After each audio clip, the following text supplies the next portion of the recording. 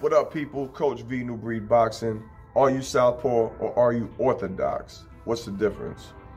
Which one's better for you? So, if you're southpaw, you're leading with your right side, you jab with your right side. If you're orthodox, you lead with your left side, you jab with your left side. Traditional boxing teaches you to lead with your less dominant side and develop it. That's traditional boxing. Although lately I've been noticing over the past 15 years, almost 50% of the boxers now lead with their power side.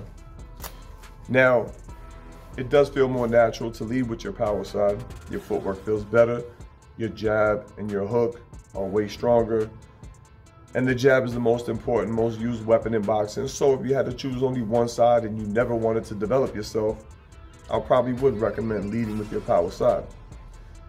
Once you get into more advanced levels of boxing, you're going to come to find out you'll never be able to last against decent opposition with only one gun, one side of your body developed.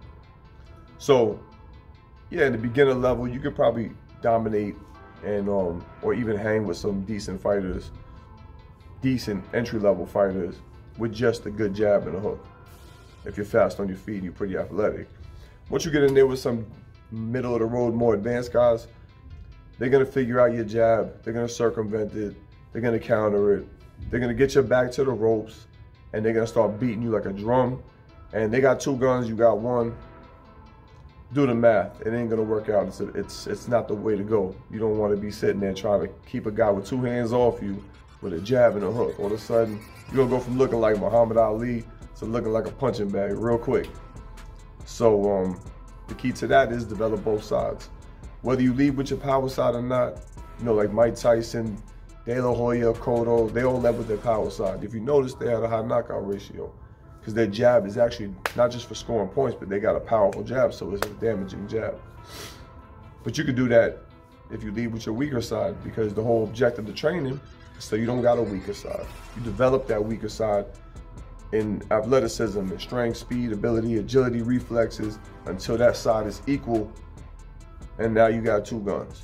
Two guns is always better than one, because you know one might jam. So with that being said, once you get to that point, once you perfect one side, then I recommend having a little fun, switching up here and there. And once you get more advanced, there's a lot of cool maneuvers you can pull, like Triple G, Mike Tyson, Triple G, and Mayweather are really good at going from orthodox to throwing their cross and stepping in and going southpaw for a second.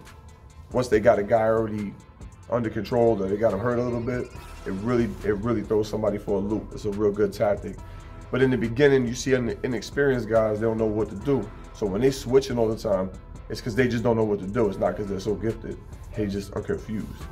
So with that being said, you know, you just want to work on your one side, develop it, little by little, start implementing, you know, switches here and there.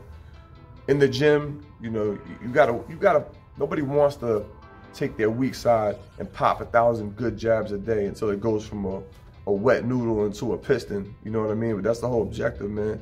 You know, stop taking shortcuts, because them shortcuts is gonna lead you to a dead end eventually. Get both of your sides developed. Put that work in. Throw 1,000 jabs, you know, every other day. Make it a whole session just working on your weak side.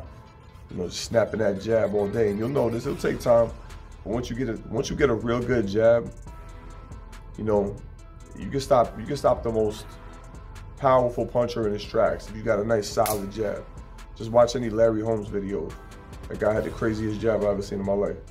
You stop anybody dead in their tracks. And you don't even really got to get into a fight. You just keep somebody off you with a solid jab. So I hope you found this video informative. If you did, like, subscribe, comment below. Till the next time, we out. Out.